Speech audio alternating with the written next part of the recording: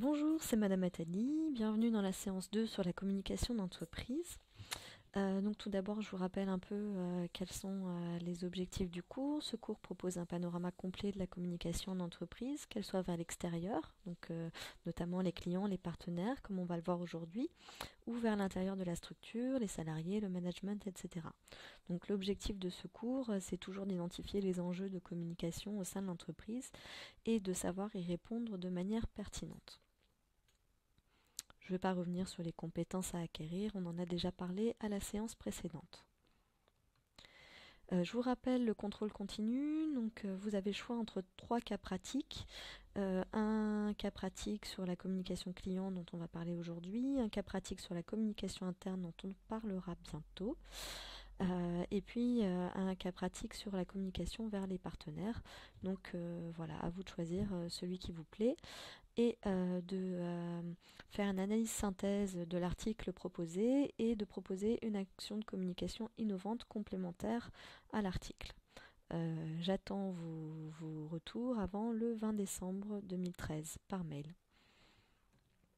Donc je reviens sur le déroulé du cours. Donc la séance précédente, on a vu quels étaient les enjeux de la communication au sein de l'entreprise, notamment en termes de stratégie, de structure et d'identité. Aujourd'hui, on va parler de communication vers les clients. Donc, on va faire un panorama très global de la communication d'une entreprise vers sa clientèle. La séance prochaine, on parlera de communication vers les partenaires. La séance d'après, de communication interne, donc vers les salariés, les managers, etc. La séance, hop, excusez-moi, ça défile, on repart en arrière, voilà. La séance 5, ce sera sur la mesure d'impact de la communication. Et puis enfin la séance 6 sur la communication de crise. Donc, on va commencer le cours sur la communication vers les clients. Alors avant de se poser la question de la communication vers les clients, déjà, qu'est-ce qu'un client ? Alors un client, c'est un acheteur effectif ou potentiel, donc c'est-à-dire un acheteur qui achète déjà vos produits ou un acheteur qui pourrait, ou quelqu'un qui pourrait être un acheteur de vos produits, donc de biens ou de services qui sont proposés par une entreprise. Le client, ça peut être une personne physique, donc comme vous et moi, ou une personne morale comme une société. Le marketing de la demande a pour but d'identifier les attentes des clients afin d'orienter la production, la distribution et la communication de l'entreprise en conséquence. Donc on voit bien que le marketing est à l'origine de la communication vers les clients. Il va vous apporter des informations chiffrées, qualitatives, quantitatives, qui vont vous permettre d'élaborer votre stratégie de communication vers les clients. Le client doit être distingué du consommateur car bien qu'acheteur du produit, ou du service d'ailleurs, le client ne le consomme pas forcément ou l'utilise pas nécessairement. Si je prends par exemple les jouets, les parents vont acheter des jouets pour leurs enfants, c'est eux qui vont être les clients de l'entreprise qui fabrique les jouets, mais c'est pas eux qui vont consommer directement le produit, puisqu'a priori c'est plutôt leurs enfants qui vont jouer avec. Cette définition, elle est issue de e-marketing.fr, qui est un site que je vous invite à consulter quand vous avez des questions sur des notions liées au marketing. Donc les prescripteurs, on va parler un petit peu de prescripteurs et de leaders d'opinion, donc ils sont des gens qui n'utilisent pas directement votre produit ou votre service, mais qui vont avoir une influence sur la décision d'achat ou d'utilisation par la cible ou le cœur de cible de l'entreprise. Ça va être par exemple la personne la star qui va utiliser tel produit et qui va donner envie aux autres de l'utiliser ou qui va faire la promotion de tel produit plus exactement parce qu'on ne sait pas s'il l'utilise vraiment ou pas. En B2B, souvent les prescripteurs et les leaders d'opinion, donc je rappelle B2B, business to business, ce sont des professionnels et qui recommandent l'utilisation d'un produit dans le cadre de leur activité ou alors des experts dont la compétence est reconnue et qui vont fournir des recommandations techniques sur le produit.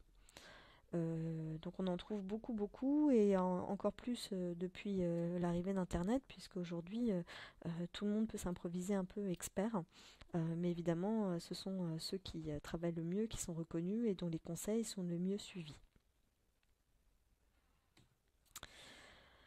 Alors, on va parler un peu de communication dans les médias.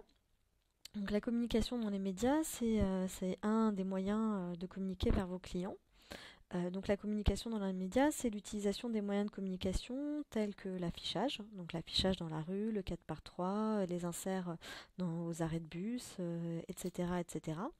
Le cinéma avec la publicité, la presse, donc on a énormément de publicité dans la presse, la radio, la télévision et puis les TIC, donc tout ce qui est nouvelles technologies. On peut lister différents supports. Donc on a la presse écrite.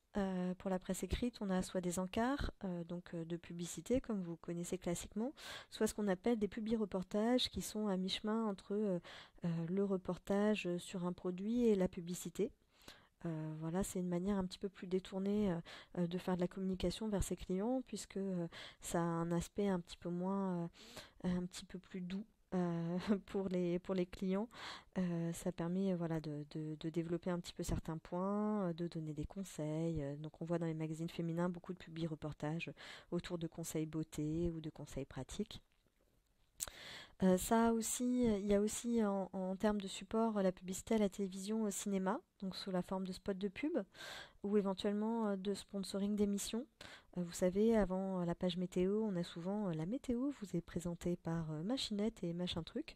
C'est ça exactement le sponsoring d'émissions, c'est-à-dire que l'entreprise a payé pour avoir son encart. C'est pareil, c'est une forme un petit peu détournée pour faire de la publicité qui est un petit peu mieux perçue par la clientèle, qui est peut-être un peu moins intrusive à voir.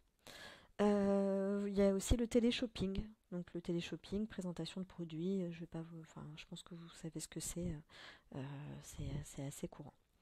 Ensuite, dans les différents supports qu'on peut utiliser, il y a la radio. Donc la radio, je reprendrai un peu ce que j'ai dit sur la publicité à la télévision, au cinéma, c'est-à-dire que vous pouvez avoir des spots de radio très classiques, et puis vous pouvez avoir aussi des interventions dans des émissions d'actualité ou d'information. On va demander l'avis à différentes personnes de l'entreprise sur des questions d'actualité. Vous avez enfin l'affichage urbain, fixe ou mobile. Donc fixe, je vous parlais tout à l'heure des grands panneaux d'affichage, mais vous avez aussi l'affichage mobile, donc que ce soit sur les plages l'été accrochés à des avions, ou tout simplement sur des camions avec des grosses pubs, ou encore des all-over sur des voitures, des taxis. Et enfin, dans le dernier support média, ça va être tout ce qui est téléphone mobile, tout ce qui est via téléphone mobile, smartphone, etc., sous forme de textos, de MMS et même parfois de messages vocaux. Même si ça marche pas forcément très très bien. En tout cas, tout ce qui est pub via les textos ou les MMS, ça c'est quelque chose qui s'est beaucoup développé ces dernières années et qui va encore se développer, je pense, dans les années à venir. La source de cette liste, vous la trouverez sur petiteentreprise.net, qui est un site qui est intéressant, notamment si vous êtes enclin à créer votre propre entreprise. Ensuite, on a toute une communication hors média. Donc la communication hors média, ça va englober toutes les actions de relations publiques, de marketing direct, de mécénat ou encore de marketing viral. À titre d'exemple, quand je parle de marketing direct, quand je parle de marketing direct, ça consiste à diffuser un message personnalisé et instantané vers une cible d'individu ou d'entreprise dans le but d'obtenir une réaction immédiate et mesurable. On entend dans le marketing direct, alors ça s'appelle marketing direct, mais c'est des actions de communication. Vous voyez que la frontière entre marketing et communication, quand on parle de clients, elle est vraiment très, très ténue. Donc le marketing direct, ça comprend entre autres le télémarketing. Donc on vous appelle au téléphone pour vous parler de différentes choses et pour communiquer sur de nouveaux produits ou avoir votre avis. Il y a aussi tout ce qui est publipostage, donc toute la publicité que vous allez trouver dans votre boîte aux lettres. Donc ça, c'est quelque chose d'assez répandu. Et alors pourquoi c'est mesurable immédiatement? Parce que quand vous faites une action comme ça, vous savez exactement combien de personnes vous avez contactées, et puis vous allez voir combien vous allez avoir de retours.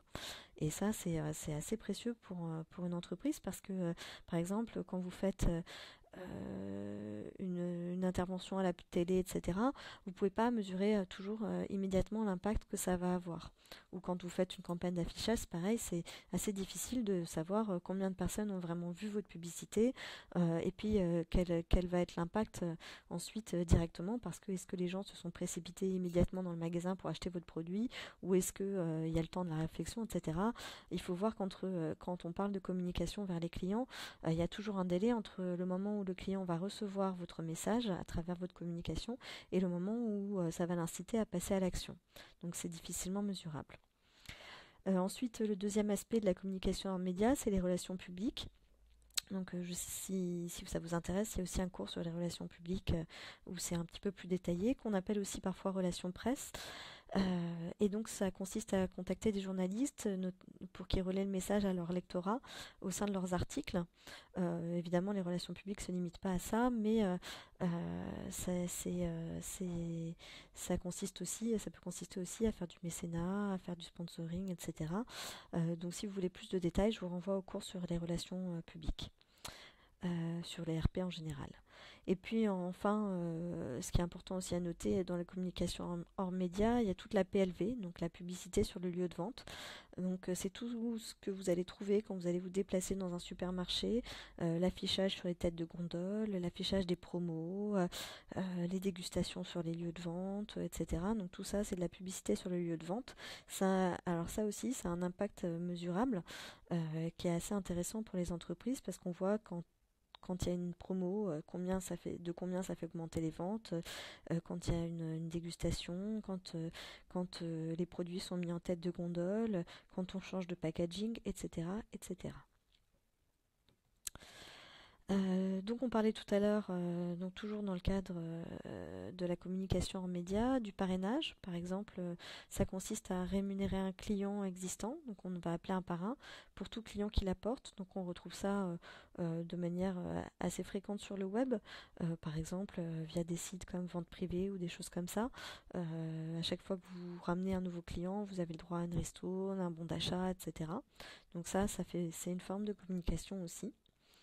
Il y a le mécénat, donc on en parlait tout à l'heure dans le cadre des RP, qui consiste à financer une association, une organisation non gouvernementale pour s'assurer une visibilité, voire parfois s'asseoir un positionnement.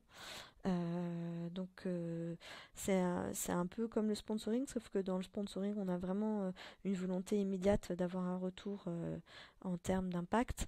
Dans le mécénat, on est plus dans une action de long terme qui va contenir à soutenir un projet et à essayer d'améliorer son image, mais on n'est pas dans le retour d'impact immédiat. Ensuite, toujours dans la communication en médias, on a le street marketing, qui consiste à utiliser des hommes sandwich ou alors des gens qui distribuent des flyers, etc. En gros, c'est du marketing de rue, mais c'est de l'action de communication. Et puis enfin, on a la communication événementielle qui va consister à organiser un événement pour communiquer sur l'entreprise ou sur les marques. Donc ça va du petit-déj jusqu'à la conférence de presse. Enfin voilà, il y a énormément de manières de communiquer à l'événementiel. C'est quelque chose qui coûte assez cher, mais qui a un impact assez profond. Parce que vous donnez du temps aux gens et que ça paye en termes de retour d'impact. Donc enfin, la communication d'entreprise, ça peut s'appuyer sur différents leviers. Donc soit on communique sur le produit ou sur les services, soit on communique sur la marque ou l'entreprise en elle-même si elle a une grosse notoriété. Soit on communique sur l'expérience client, en utilisant mon produit, le client il a eu tel retour, etc. C'est assez intéressant comme type de communication, et donc je vous invite à visionner le débat TV d'expérience client, nouveau vecteur de communication des marques. Vous le trouverez sous le lien qui est ci-dessous sur le site de Stratégie. Ce débat TV qui est assez long mais qui est très riche et qui va vous donner plein d'exemples concrets de tout ce dont on vient de parler, parle notamment des stratégies de Before Bank, de Canal+, de lostminute.com et du BHV. Ces sociétés mettent en place des stratégies pour capter l'attention du consommateur, susciter la préférence à leur marque et répondre à leurs enjeux de notoriété et de business. Et on va voir avec quel message, quel contenu, quels canaux. Je vous demanderai aussi de noter comment elles optimisent l'impact de leur communication à l'heure du web 2.0 et des réseaux sociaux, parce que c'est vraiment le tournant de la communication client de ces dernières années.